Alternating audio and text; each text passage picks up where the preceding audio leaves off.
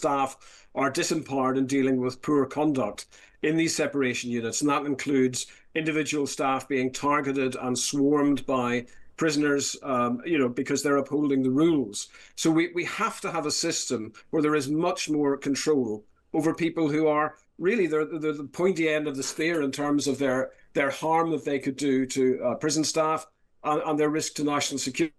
How should terrorists be held in prison? Following attacks on prison officers in the separation centre HMP Frankland in April last year, the independent reviewer into terror legislation's Jonathan Hall KC has published his report. Let's talk to the former prison governor and Home Office official Ian Acheson, who joined us now. Ian, morning to you. Morning, Stig. This sort of creates a good fun headline, if you like, that in America we all can imagine supermax facilities where people are kept in rigorous custody. Is that what we're talking about in this country? Well, not exactly. I mean, the context of this, as you've said, was a murderous attack on prison staff inside one of these separation centres. And these were the centres I recommended created 10 years ago to government. And Jonathan Hall KC, who's probably one of the foremost experts on terrorism in prison, has produced a really good report, but a really urgent and alarming report about how prisoners are being managed inside these units. And that has prompted a discussion within the report about whether we need a kind of supermax prison for terrorist offenders, and that has quite rightly been thrown out.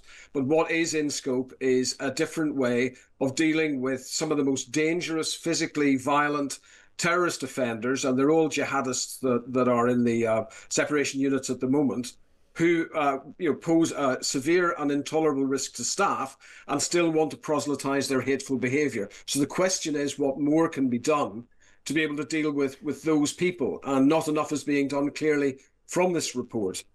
And it says, for example, staff are locked in what are called a bureaucratic nightmare, where they don't feel supported by a remote headquarters that seems more interested. I'm paraphrasing the report here, but it speaks to me in this way. They seem to be more interested in prisoner rights than national security and staff welfare. A strong impression that staff are unable to discuss risks. And I mean, during his visits, and this resonates with the experience I had to high security prisons holding these terrorist offenders, it was quite plain, I think, that this was the first time frontline staff were able to discuss properly what their fears were in dealing with exceptionally dangerous people. So he's laid out a series of recommendations to fix that.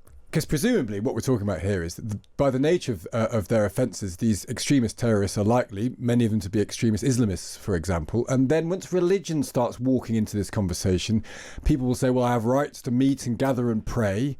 And within those prayers, who knows what conversations take place.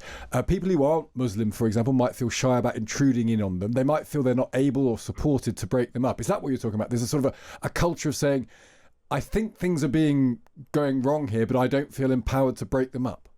Oh, absolutely. I mean, he uses that word. He says, Jonathan Hall, that staff are disempowered in dealing with poor conduct in these separation units. And that includes individual staff being targeted and swarmed by prisoners, because they're upholding the rules. So we have to have a system where there is much more control over people who are really the pointy end of the spear in terms of their harm that they could do to prison staff and their risk to national security. And Hall has suggested that we need an exceptionally high risk unit in order to deal with those particular people who don't want to give up their jihad, for example, and who believe they've got divine permission to kill prison staff. Well, exactly. And therefore, if their religion has contributed to their offences, it can't be right that they're free to practice their religion, because their religion, not all representatives of that religion, clearly, but their religion, as they see it, has actually led them into the situation in the first place. So the notion that they have then rights to believe and practice religion freely can't be true.